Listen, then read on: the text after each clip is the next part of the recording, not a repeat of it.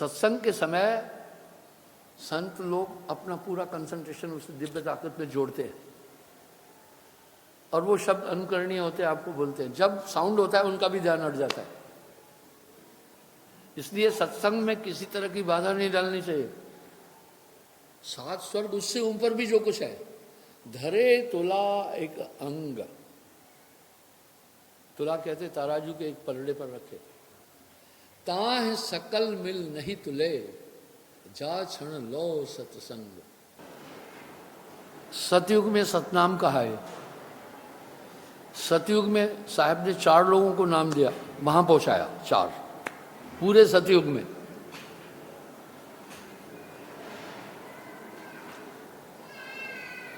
हरिश्चंद्र,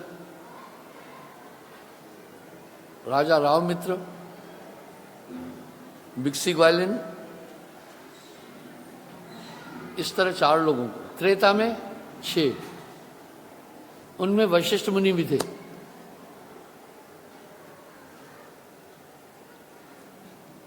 राम जी ने वशिष्ठ जी को ऐसे ही गुरु नहीं किया है।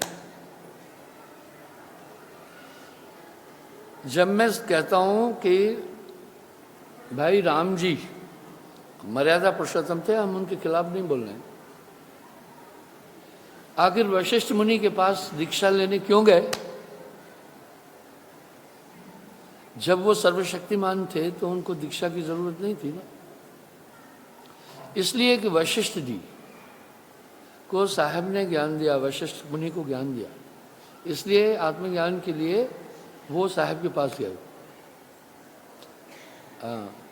राम जी ने वशिष्ठ जी को गुरु किया। अब मैं फिर पूछता हूं, राम जी और लक्ष्मण विश्वामित्र से धनुर्विद्या सीखने क्यों गए? क्योंकि धनुर्वेद के रचयिता ही विश्वामित्र हैं, इसलिए गए। पब्लिक इस हकीकत को नहीं समझती है। 4 वेद हैं, ऋग, यजुर, साम, अथर्व। इन 4 वेदों से 4 उपवेद निकाले। उपवेद, वेदों में पूरी सृष्टि का रहस्य है। उपवेद किसको कहते हैं? सुनो, किसी चीज से निकाल कर चीज करना।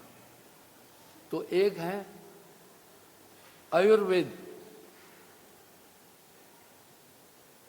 आपने सुना ना, आयुर्वेद भी बोल रहे हैं, जबकि वेद तो 4 हैं, ऋग, यजुर, साम, अथर्व। फिर आयुर्वेद कहां से आ गया? अर्थवेद, गंधर्व वेद, धनुर्वेद, ये 4 उपवेद है। पहला है आयुर्वेद, उसमें समस्त जड़ी बूटियां जो 9 लाख किस्म की हैं, सबके गुण बताए।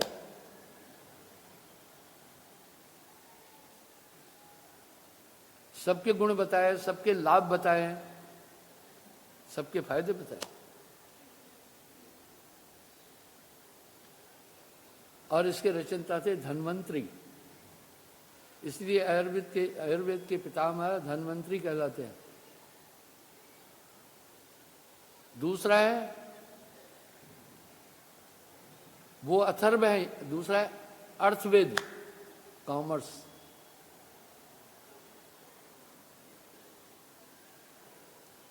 तीसरा है गंधर्व वेद, इसको भर्तृहरि ने बनाया। गंधर्व वेद में समस्त नृत्य कलाएं, वाद्य यंत्र कैसे बजाना है, हारमोनियम कैसे बजाना है, और उसमें से साज कैसे निकालना है, तबले पर हाथ कैसे चलाना है, बंसरी कैसे पकड़नी है, वो कैसे बजानी है, और रबाड़ा कैसे बजाना है, मृदंग कैसे बजाना है, खंजड़ी कैसे बजानी है। एक 70 वाद्य यंत्र है, सबको बजाने की कला है। चौथा है धनुर्वेद, इसको बनाया विश्वामित्र ने कि तीर कैसे खींचना है, कैसे छोड़ना है, तलवार कैसे भांजनी है, और ढाल से अपनी रक्षा कैसे करनी है, गदा कैसे चलानी है, भाला कैसे फेंकना है, उसको किस तरह से पकड़ना है। जैसे फौज में भी सिखाते हैं ना, बंदूक को इस तरह पकड़ो, ऑपरेशन रोल और फोर साइड नोक को मिलाओ, उसमें सभी शस्त्र, इसमें शस्त्र अस्त्र दो है, एक करमुक्त है, एक करयुक्त है।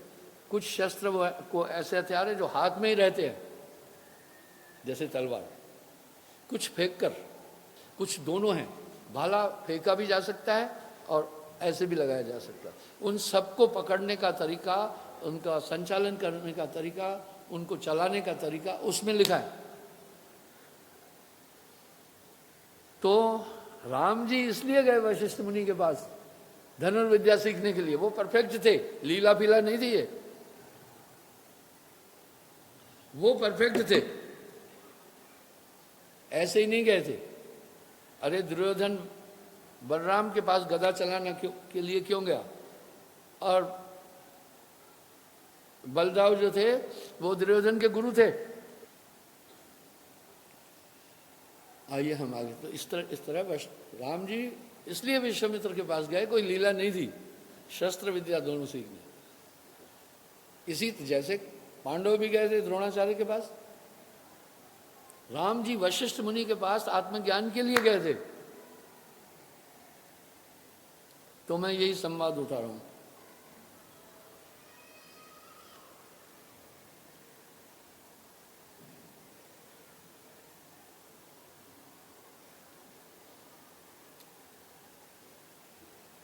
राम जी प्रश्न किए, हे मुनिवर, जिस युक्ति को आप अपनाने से प्राणिमी आत्मपद को प्राप्त होता है, वह युक्ति क्या है, किस प्रकार से अपनाई जा सकती है।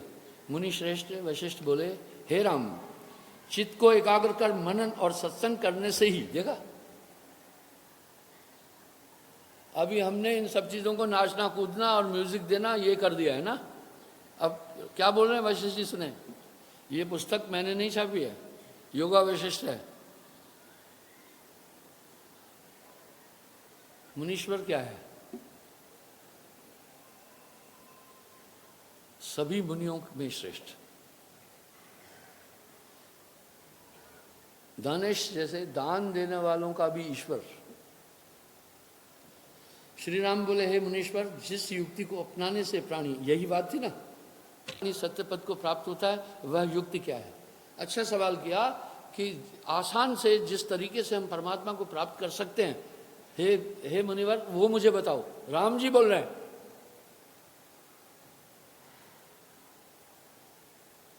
मुनि श्रेष्ठ वशिष्ठ जी बोले, हे राम, चित्त को एकाग्र कर मनन और सत्संग करने से ही इस अनर्थकारी जगत की निवृत्ति होकर आत्मपद प्राप्त हो सकता है।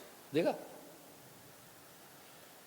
ये चिताभास है जगत, ये चित्त बहुत बहुत ज्यादा कनिंग है, यही हथियार है मन का आत्मा को पकड़ने का।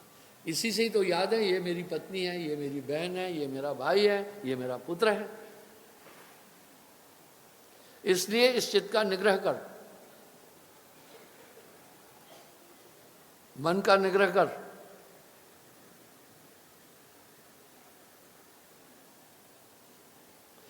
हे रघुवर, राघव, जो प्राणी दृढ़ निश्चय होकर अपने उद्देश्य की पूर्ति के लिए निरंतर ध्यान करता है और असफल होने पर भी बाद में निराशावादी न हो, वही अपने इच्छित उद्देश्य को कभी न कभी अवश्य प्राप्त कर लेता है। कहा, हे राम, जो अपने लक्ष्य की प्राप्ति पूरी एकाग्रता से करता है, कई बार विफल होने के बाद भी, कामयाब नहीं होने के बाद भी, तो भी लगा रहता है, अवश्य वो उस तत्व को प्राप्त करता है। ये नहीं कि 2 दिन साधन में ध्यान में बैठे, कुछ नहीं मिला तो कहा छोड़ो यार। जब तुम भी स्थिर बुद्धि होकर सत्संग और सत्शास्त्रों में लीन हो जाओगे तथा उनके अर्थों के अनुसार अपनी जीवनचर्या बनाओगे, तो कुछ काल के अंतर ही तुम परम पद प्राप्त कर लोगे। सत्संग का कितना बड़ा महत्व बोल रहे हैं। श्री राम ने पूछा, हे गुरुदेव, कृपया बतलाइए कि वह सत्शास्त्र कौन सा है। अब वो पूछे कौन सा सत्शास्त्र है जिसके अध्ययन से मैं, या जिस सत्संग से मेरा कल्याण होगा, वो कौन सा है, जिसके अर्थों पर मनन करने से आत्मज्ञान प्राप्त होता है तथा प्राणी समस्त भौतिक तपों से बचा रहता है। वशिष्ठ जी बोले, हे राम, सब शास्त्रों में श्रेष्ठ हैं, परम ज्ञान की प्राप्ति करने वाला यही मेरा शास्त्र महारामायण नाम का शास्त्र है। इसमें बड़ी बड़ी कथाएं हैं, उपकथाएं तथा अनेकों इतिहास वर्णित हैं, जिनका अध्ययन करने से आत्मज्ञान की प्राप्ति होती है। जिस प्रकार स्वप्न के पदार्थ जागृत अवस्था को प्रभावित नहीं करते, उसी प्रकार इस शास्त्र का पठन पाठन और मनन करने से तुम्हें इस जगत की असत्यता का ज्ञान होगा। जैसे बहुत अच्छा बोल रहा है, जैसे स्वप्न में उपलब्ध पदार्थ जागृत अवस्था को प्रभावित नहीं करते। उदाहरण के लिए सपने में आप राजा हो गए तो ऐसा नहीं होता है कि जागने पर आप राजा रहेंगे। स्वप्न में आपकी किसी ने टांग काट दी तो ऐसा नहीं है कि जागृत में तुम्हारी टांग नहीं होगी, उनका अस्तित्व नहीं रहता है। हे राम, इसी प्रकार से उन सत्शास्त्रों के अध्ययन के बाद फिर जगत के पदार्थ तुम्हें आकर्षित नहीं कर सकेंगे।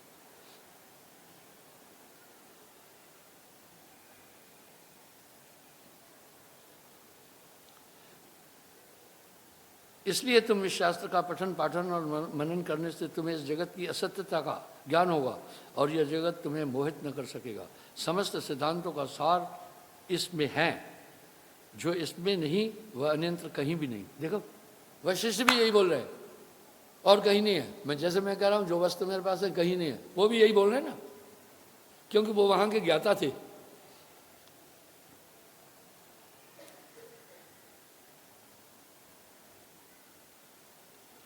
ज्ञानी जन इसी को ज्ञान का भंडार कहते हैं। राम, जो व्यक्ति श्रद्धा पूर्वक इसका श्रवण कर इस पर मनन करता है, उसकी बुद्धि पवित्र होकर के निस्संदेह परम ज्ञान को प्राप्त होती है। जो इस शास्त्र में रुचि नहीं रखते वे परमात्म पापात्मा है। हे राघव, जैसे उत्तम औषधि से शारीरिक रोग शीघ्र ही निवृत्त हो जाते हैं, वैसे ही शास्त्र के श्रवण और अध्ययन से आत्मिक रोग भी शीघ्र नष्ट हो जाता है। हे राम, किसी वरदान या श्राप के प्रभाव से आत्मज्ञान प्राप्त नहीं होता। वाह, ये किसी वरदान या श्राप से प्राप्त नहीं होने वाला है।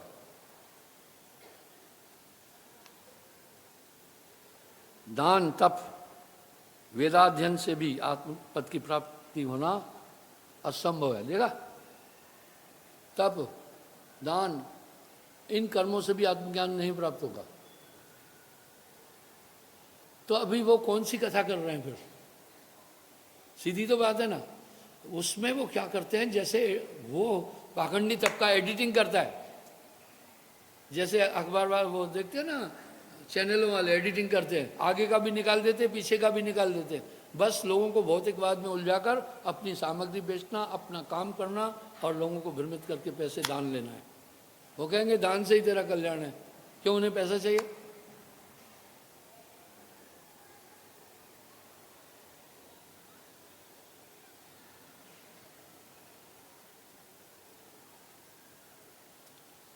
वह तो मनन से ही प्राप्त होगा, यानी कंसंट्रेशन से। ठीक है,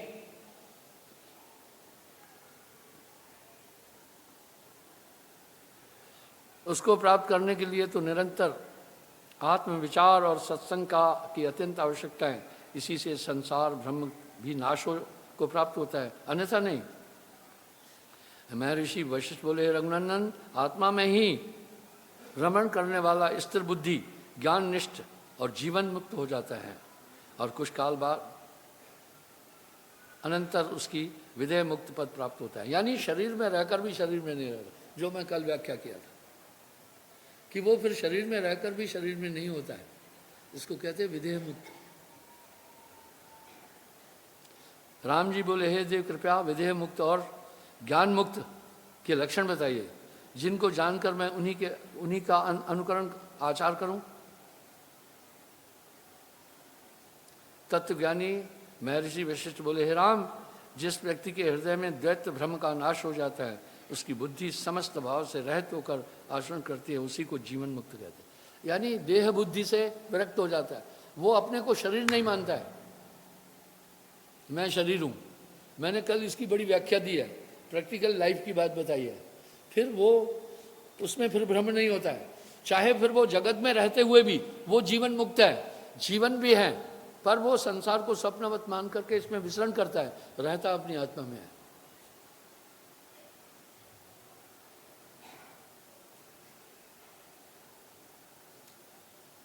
वह जगत के समस्त व्यवहारों को करता हुआ भी उनमें लिप्त नहीं होता, उसके सब आचरण शुभ होते हैं। हे रघुनंदन, इस इष्ट और अनिष्ट में जिसको मोह नहीं होता अथवा जो आनंद प्राप्ति के समय प्रसन्न और दुख में दुखी नहीं होता, वही पुरुष जीवन मुक्त है। हे राम, सांसारिक भोगों को भोगता हुआ भी जो निश्चल है, उसका हृदय राग द्वेष से शून्य हो चुका है, उसी को जीवन मुक्त समझना चाहिए। हे रघुनंदन, जो पुरुष मान अपमान भय और क्रोध में शांत चित्त रहता है, किसी भी भाव से उसके अंतर में विकार उत्पन्न नहीं होता तथा आकाश की भांति शून्य हो गया है, वही जीवन मुक्त कहलाता है। जो सब में लिप्त होता तो दिखाई देता है, किंतु हृदय से अलिप्त है, सब कुछ भोग करता हुआ भी अंतर से अभोक्ता है, उचित दृष्टि आता है पर अचित रूप है, वह पुरुष जीवन मुक्त है।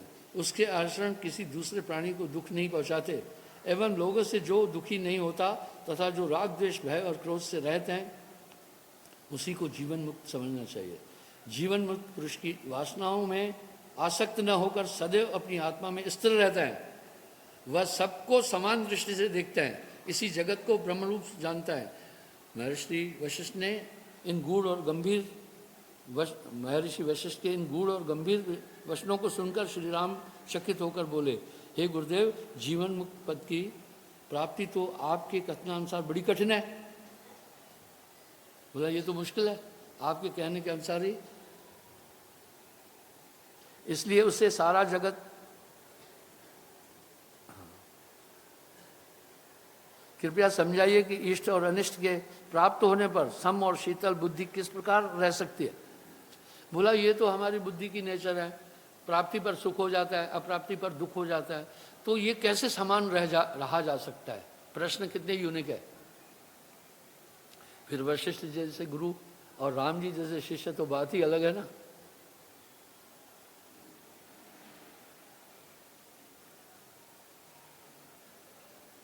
हे राम, ज्ञानी पुरुषों में राग द्वेष का अत्यंत अभाव रहता है, इसलिए उसे सारा जगत आकाश रूप दिखाई पड़ता है। उसे इष्ट और अनिष्ट प्रतीत ही नहीं होता। दूसरों को वह चेष्टा करता हुआ दिखाई देता है, किंतु अंतर से वह निचेष्ट रहता है। उसे जगत के कार्यकलाप आकर्षित नहीं करते हैं। हे रघुनंदन, जीवन मुक्त पुरुष देह त्याग करने के बाद ब्रह्म पद को प्राप्त होता है। जिस भांति पवन अपने स्पंदन को त्याग कर निस्पंदन हो जाता है, उसी प्रकार जीवन मुक्त का पूर्ण देह का त्याग कर विदेह मुक्त पद को प्राप्त होता है। वह यानी कह रहे हैं, उस जीवन मुक्त अवस्था में जो रहने वाला है, वो फिर उस सत्य में जाकर स्थिर हो जाता है, परम पुरुष में, तब विदेह मुक्त हो जाता है। यानी वहां ये देह नहीं है, हमेशा मोक्ष को प्राप्त करता है। अब मैं पुष्टि करता हूं इसकी साहब की वाणी से, ठीक है। साहब ने कोई योग वशिष्ठ पढ़ाई नहीं, साहब ने तो कह रहे हैं मस का कागज में छुओ नहीं, कलम गई नहीं हाथ। अब आप सुनना, बस थोड़ा भाषा का अंतर है, इसलिए शास्त्रों और पुस्तकों के अध्ययन से आदमी बुद्धिमान होता है ना। मैं अध्ययन को कभी भी, पर मैं एक बात कहता हूँ, I am not rival of the education, because education is essential in every part of the life. लेकिन अगर कोई कहे कि पुस्तकें पढ़कर मैं प्राप्त करूँगा, ये नहीं हो सकता, ठीक है ना। अब कंट्राडिक्शन नहीं है इसमें, बात तथ्य को समझने की जरूरत है।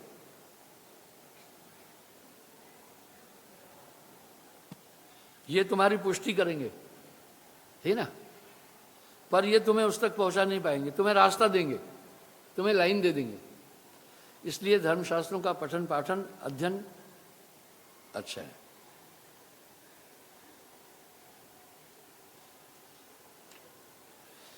यही बात धर्मदास जी साहब से यही पूछ रहे हैं। धर्मदास प्रशीष नवावा दोई कर जोर विनती लावा, जो हंस रहे पुरुष हजूरी, उनकी रहन कहो गुरुपुरी थोड़ी। यानी जो इस तरह के लोग हैं परम तत्व की प्राप्ति, सतलोक की प्राप्ति करने वाले, उनकी रहन सहन थोड़ी बताओ। वही तो बात हुई ना, यही तो बात। अब मेरी मेमोरी और मेरा अध्ययन कैसा लगा? कितना टफ था मैं बताऊं, अपनी पूरी लाइफ को मैं 2 मिनट में देखता हूं, एक एक पल, बस उसको एक्शन में ले आओ, पूरी लाइफ देखता हूं। कैसे रहे, कैसे बोले, कैसे बैठे वे, कैसे डोले। राम जी ने भी तो ये पूछा, जीवन मुक्त की पहचान बता दो। भूखे इधर आओ, कुछ पढ़े लिखे हो नहीं? ये छोटेपन में भी काफी हेल्दी था। हाँ, हजूरी उनकी रहीम कहे गुरु थोड़ी, कैसे रहे वह कैसे बोले, कैसे बैठे वह कैसे डोले। आगे पढ़ो। कौन ज्ञान कौन है करनी, सो सतगुरु कोहे माही भरनी। जग में रहे कौन सत्य भाव, कैसे काया करे सुभाव। केर स्वभाव, कीर सुभाव। केर यानी का। हाँ, आन दीप रह सत्य सुभाव, कहो उनकी काया करे प्रभाव।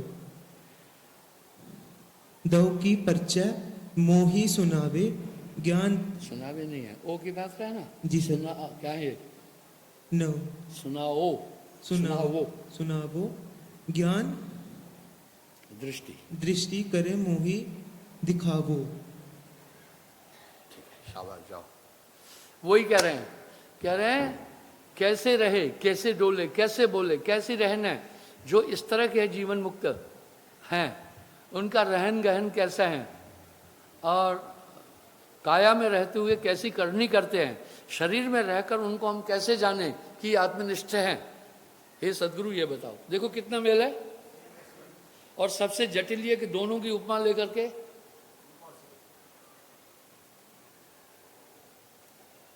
आन दीप रहे संत स्वभाव, कहो उनकी काया के भाव। दोई कर परिचय मोह सुनाओ, ज्ञान दृष्टि कर मोह दिखाओ। यह सरस बात है, कह दिखाओ मोह, देखूं ज्ञान विचार के, तब हृदय सुख हो। ये भी कह रहे हैं कि नहीं हो सकता है, ये भी यही कह रहे हैं कि भाई ये कैसे हो सकता है कि शरीर में रह करके उसके स्वभाव के, यानी शरीर के प्रवृत्तियों को त्यागना, और अपमान मिले तो हमारी नेचर है दुखी हो जाते हैं, फिर मान अपमान में, प्राप्ति अप्राप्ति में कैसे रहा जा सकता है। ये भी यही कह रहे हैं, ये अचरज हैं, ये भी यही कह रहे हैं। तो यहां सिद्ध नहीं हो रहा है कि उनको साहब ने ज्ञान दिया। ये 1-2 जगह अटका, बड़ा अच्छा हिंदी पढ़ा है इसने, क्योंकि वो पुराने में दया अलग लिखा जाता था, अभी दृढ़ अलग लिखा जाता। मैं दोनों पढ़ा हूं, अभी वाला भी वो वाला भी। पहले रण कैसे लिखते थे, र लिखकर 2 मात्रा देते थे, अणा हो जाता था। आजकल यूं करके यूं और यूं। अब तुम सुनो उन हंसन की बानी, व्यंग मता के हंस पहचानी। जग में रहे कमल जस भाऊ, कह रहे दुनिया में रहता है कमल की तरह, कीचड़ में रहकर भी अपने को प्रभावित नहीं करता है। वशिष्ठ तो साहिब वाली बात ही तो कह रहे हैं। अब दुनिया कहेंगी साहिब वशिष्ठ वाली बात कर रहे हैं। उनको ये पता नहीं है कि साहिब चारों युग में आए, उनको भी आकर के समझाया था। तन मन यौन सब बिसराओ, देह रहा सुरती गुरचरना, सूझे नहीं सुख जीव न मरना। वो शरीर में रहते हुए भी वो शरीर में नहीं होते। जैसे सर्प कर्चरी जाने, काया को ऐसे कर माने। जैसे सांप अपनी कैचली को छोड़ देता है, उससे मोह नहीं, इस तरह काया में रहते हुए भी इससे उनका मोह नहीं होता है। युक्त युक्त देह बनावे, जगत वाक नहीं उनको भावे। संसार उनको अच्छा नहीं लगता है। गुरु शिष्य एक मत होई, एके प्राण दुई है देही। बिल्कुल गुरु का पूरा पूरा आचरण उसमें नजर आता है, और बस उसी तरह वो हो जाते हैं, अपने को उन शब्दों में परो देते हैं। नूतन सूरत उनके पासा, सो कंडियार रह तुरदासा। वाह, यहां क्या कह रहे हैं?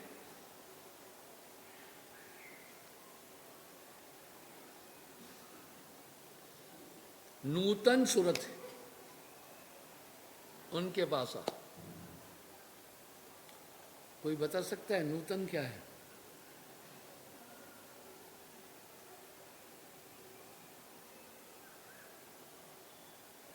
एक लड़की का नाम भी है नूतन, फिल्म में थी, वो मिस इंडिया भी रही थी। क्या है नूतन? उज्जवल, नवीनतम, चेतन। उनका ध्यान हमेशा चेतन होता है। इसलिए तो मैं सूरत पर हमेशा बोल रहा हूं, सूरत संभालना। सूरत को विचलित करता है तुम्हारा मन। तेरा बैरी कोई नहीं, तेरा बैरी मन। ज्ञान ध्यान सद्गुरु मन प्यारा, सदा हजूर पलक नहीं न्यारा। हमेशा अपने में रहते हैं, अपने से बाहर नहीं जाते हैं। यही कहा वो आत्मनिष्ठ हो जाता है। बस थोड़ा शब्दों का भेद है। सदा रहे वह पुरुष उजुला, छिन छिन दर्श पलक नहीं बुरा। एक पल भी अपनी आत्मा से बाहर नहीं जाता है, अपने में स्थिर होता है। आत्मनिष्ठ होने का मतलब है अपने में ही स्थिर होना, बाहरी जगत में नहीं भ्रमण करना। इस पर साहब कह रहे हैं, तन रहते मन जात है, मन रहते तन जाए, तन मन जब एक रहे तो हंस कबीर कहा है। आपने लिखा है हर एक आदमी को जिंदगी में एक बार ईश्वर तक जाने का रास्ता, चांस मिलेगा। साहब जी, ये जो अफ्रीका में रह रहे हैं, कीड़े मकोड़े खाते हैं, ये आपकी भक्ति में कहाँ से आएंगे? और आप उधर गए भी नहीं। ये कहा है ना मैंने, कहा है। प्रश्न कितना तीखा है। आपने भी ये कहा था क्या?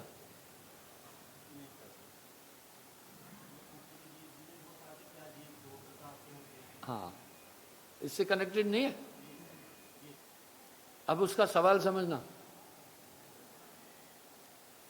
बोला ये तीनों टाइम जो मीट खा रहे हैं, मछली को फ्रूट कह रहे हैं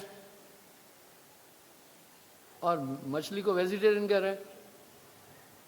क्या ब्रिटेन में मछली के बिना कोई काम है क्या? चॉकलेट में मछली है, वहां मैं कुछ खाता हूं क्या? अब लोग कहते हैं जी हम फौज में हैं तो कैसा होगा। चुप रह तू मजबूत हो। फौज में मैं भी था। मैं जेसीओ बन गया तो हमारे फौज में 3 दिन मीट मिलता है। जो नहीं खाने वाला वो भी वहां सीखता है। 3 दिन फ्री में दारू मिलती है। जो नहीं पीने वाला वो भी कटोरा लेके खड़ा हो जाता है। संगत से गुण होता है, संगत से गुण जाए। बांस बांस की मिस्त्री है भाव है, हम पर असर नहीं पड़ा। देखो साहब ने एक जगह कहा है, संगत से गुण होते हैं, संगत से गुण जाए। हाँ, संगत से गुण होते हैं, संगत से गुण जाए। बांस फांस और मिस्त्री एक भाव विकाय।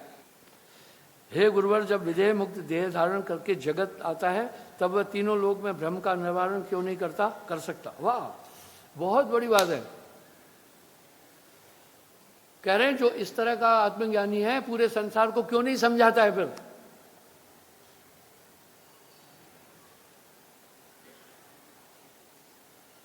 क्या वह भी शुद्ध हो जाता है? यानी वो भी फिर दुनिया में रम जाता है क्या? वशिष्ठ बोले, राम जी यह सब जग जंजाल मन के विकार से दिखाई देता है। देखा आ गया ना साहब का शेडो। कहत कबीर सुनो भाई साधो, जगत बना है मन से।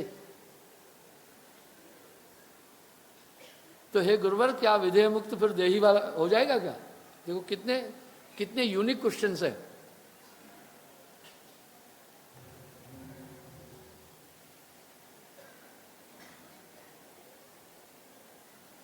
क्या वह शुद्ध हो जाता है? यानी वो जगत में उलझ जाता है क्या? वशिष्ठ जी बोले, हे राम जी यह सब जग जंजाल मन के विकार से दिखाई देता है, इसका स्वरूप कुछ नहीं है। हाँ, जगत है ही नहीं। ये तुम्हारे मन की कल्पना है, बस इसको निग्रह करो। मैंने कल कहा ना कि मैं माँ बाप भूल गया, घर भूल गया, कहाँ जन्म हुआ, पूरी मेमोरी मैंने क्लोज डाउन कर दी थी। ये कोई गप थोड़ी बोला, वो सब बातें आएगी सामने। जो ज्ञानवान होता है वह इस सत्य को जानता है कि जगत की उत्पत्ति आदि से नहीं है, जगत है ही नहीं। क्या कह रहे? आदि यानी स्टार्ट से नहीं, सारा जगत आकाश रूप है। जैसे आकाश में नीलिमा दिखाई देती है वैसे ये जगत प्रतीत होता है। ज्ञानियों के लिए, ज्ञानी पुरुष को मोहपास नहीं होती है, उसको शोभ भी उत्पन्न नहीं होता है। हे राम, यह तो मन द्वारा उत्पन्न होता है। मन ही तन है, बुद्धि भी मन है। हमारे आपके बुद्धि में विचार मन से आते हैं, शून्य में बैठा हुआ है। और बुद्धि को रोशन कौन करता है? इंद्रियां। ठीक है, इंद्रियों ने दिखाई ये सुमित है, तब बुद्धि समझी। मेमोरी को कौन कर रहा है? इंद्रियां। वो दिखाकर तस्वीर देती है तो मेमोरी बोलती है ये फलाना है। इस तरह से तन ही मन है, इंद्री मन है। बस इन्हीं को नियंत्रित कर लो, मन को, ये पूरी सब काबू आ जाएगी। जब मन को नियंत्रित कर लो पूरी इंद्रियां काबू आ जाएगी। तो साहब कह रहे संतो तन खोजे पर मन पाया, तन ही मन है, इंद्री मन है। पर यहाँ एक प्रसंग है, वो कह रहे बिना सत्संग और गुरु के पार नहीं हो सकते हो। तो रामकृष्ण से को बड़ा तिन भी तो गुरु किन। इस प्रकार से ये जीव जो है अध्यात्म जगत में बिना गुरु की कृपा के नहीं जा सकता है। आप अपने बच्चों को हराम का मत खिलाना, वो हरामी हो जाएंगे। जैसा खाए अन्न वैसा होए मन, दूसरे के पैसे से बचना। नानक देव जी फरमाए हैं, हक पराया खावना, कुछ सुअर कुछ गाय। ठीक है, इसलिए शुद्ध कमाई खाना। उनको अगर जरूरत पड़े एक टाइम भूखा रहने की, 3 फुलके की जगह 2 देना। 2 नंबर का पैसा मत खाना, वो बेकार हो जाएगा। यूरोप में कहते हैं money is the blood of the body, क्योंकि जो इंसान पैसा कमाता है वो खून देकर कमाता है। खून की कमाई है। जो भी काम कर रहा है उसके स्नायु मंडल गलते हैं और ब्लड उसको रिपेयरिंग करता है। इसलिए किसी का पैसा खाना खून खाना है, उसका खून चूसना है। इसलिए गलत कमाई से बहुत बचना, खुश मत होना। सड़क पर गिरा हुआ भी मिले तो मत खुश होना, मत उठाना, पाप है। क्यों पाप है? दरअसल जिसकी कोई भी चीज गुम हो गई ढूंढता है, किधर ढूंढता है? जिस रूट से आया, जिस रूट से गया। ठीक है, उसको मिल जाएगी। अगर कोई नहीं उठाए तो मिल जाएगी नहीं। अगर तुमने उठा ली तो फिर तुम्हारी ड्यूटी बन गई उस तक पहुंचाना। ठीक है, अगर उस तक नहीं पहुंचा रहे हो मत उठाना। फिर हम इतना हक की कमाई का संदेश देते हैं, जैसा खाए अन्न वैसा होए मन। इसलिए ना देख पराई चूपड़ी, ना ललचाइए जीव, रूखी रोटी खाए के ठंडा पानी पी। इसलिए ये 7 नियम तुम्हारी सबसे बड़ी भक्ति है। सत्य बोलना, मांस न खाना, शराब न पीना, नशा न करना, परस्त्री गमन न करना, चोरी न करना, जुआ न खेलना, हक की कमाई खाना। हमें ईश्वर तक जाने से पहले, देवता बनने से पहले इंसान बनना है। तुमको इंसान बन के दिखाएंगे हम, क्या हुआ जो नहीं बन सके देवता। पर इंसान बनना बहुत मुश्किल है। हम मनुष्य कहलाते हैं। मनु के सिद्धांत का अनुकरण करना, इसलिए मनुष्य को अपराध लागू नहीं। ये संसार का सबसे इंटेलिजेंट प्राणी है। बताया, परमार्थ तो जीव भी करते हैं, रक्षा वो भी करते हैं। तुम इंसान होकर किस भक्षक कैसे हो रहे हो? किसी को भी तकलीफ नहीं देना, मानसिक यंत्रणा नहीं देना। शरीर की चोट तो बाहर है, उसको ब्रेन सहता है। ब्रेन की टेंशन बड़ी खराब है, उसको सहना मुश्किल होता है। इसलिए मन वचन कर्म से दुख नहीं दो किसी को। पास है वे करो, बाईपास करो, अनदेखा करो। हम यही कर रहे हैं। संगत से गुण होते हैं। आपने अगर एक वेजिटेरियन की संगत की, वो आपको समझाता रहा, आपने मीट छोड़ दिया, गुण आ गया ना, शाकाहारी बन गया। संगत से गुण जाए। आपने एक मांसाहारी की मित्रता की, साथ उठते बैठते खाते, तो आप सीख लेंगे खाना। वो तो कह रहे हैं संगत से गुण होता है। संगत से गुण होते हैं, संगत से गुण जाए। भाई कंट्राडिक्शन हो गया, नहीं हुआ? अब आगे साहब क्या करें, जाकी उत्तम प्रकृति क्या कर सकत कुसंग, जिसकी ऊंची प्रकृति है उसको कुसंग कुछ नहीं कर सकता। चंदन विष व्यापत नहीं लिपटत रहत भुजंग, यानी चंदन पर सांप पूरे लिपटे रहते हैं लेकिन उसमें विष नहीं जाता है। इसलिए जो उत्तम पुरुष हैं उन पर कोई भी संगत का प्रभाव नहीं पड़ता है। साहब की वाणी में कंट्राडिक्शन नहीं है। अब वो कह रहे हैं जीव न मारो बापरा, सबके एक है प्राण। आगे क्या बोल रहे हैं, जो मोहे मारा तेह में मारा, तेह मारे मोहे पाप न हुई। वाह, तो क्या इसको कंट्राडिक्शन कहेंगे? नहीं, वो बोला भाई जो मेरा प्राण हनन कर रहा था। तो बंधुओं, इस तरह से आज के प्रवचन का सार था। आपका बैरी कोई नहीं है। और सत्संग की महत्ता वशिष्ठ जी ने भी कही कि दिव्य पुरुषों के संग में रहने से तुम्हारा कल्याण होगा। भाषाई अंतर है। इस पर साहब क्या कह रहे हैं, कहत कबीर सुनो भाई साधो, कहत कबीर सुनो भाई साधो, साथ संगत तर जाएगा, धर्म राय जब लेखा मांगे, की मुख लेके जाएगा, तू क्या मुख लेके जाएगा। अब साहब भी कह रहे हैं हंसन मिल हंसन सुखोई। आप किसी साधु के द्वारा मुझ तक आए हैं। साधु कौन? जो साध रहा है, लाल कपड़े पहनने वाला नहीं, इंद्री साधे साध कहा है। जो सत्य बोल रहा है, मांस नहीं खा रहा है, शराब नहीं पी रहा है, परिस्त्री गमन नहीं कर रहा है, चोरी नहीं कर रहा है, किसी को नहीं सता रहा है, वो साधु है। वो साध रहा है सब चीजों को, वो है साधु। काम क्रोध मद लोभ अहंकारा, वही साधु जो इनको मारा। भैया साध आप बाकी ये नहीं समझ, ये साध संगत है। इसलिए मैं इनकी सेवा में लगा रहता हूं। ठीक है, साहब ने भी कहा ना साध संगत कर जाएगा। मैं इनकी खिदमतदार, मैं इनका खिदमतदार हूं। इनको अच्छा भोजन दे पाऊं, अच्छी सुविधा दे पाऊं, अच्छा रहने का ठिकाना दे पाऊं, बैठने की अच्छी जगह दे पाऊं, बस यही काम है मेरा। मैं सेवक हूं। मोती नहीं मिले तो इसका यह अर्थ नहीं कि समुद्र में मोती नहीं है। बार बार प्रयास करो, अंत में यशस्वी हो जाएंगे आप। इस तरह इसमें सब कुछ है यार, तुम हताश नहीं हो जाओ। सभी ग्रंथ बोल रहे हैं, वाणियां बोल रही है, और महापुरुष बोल रहे हैं, विद्वान बोल रहे हैं, तो इसमें कुछ है। बस तुम अपनी खोज जारी रखो। बोलिए सद्गुरुदेव की।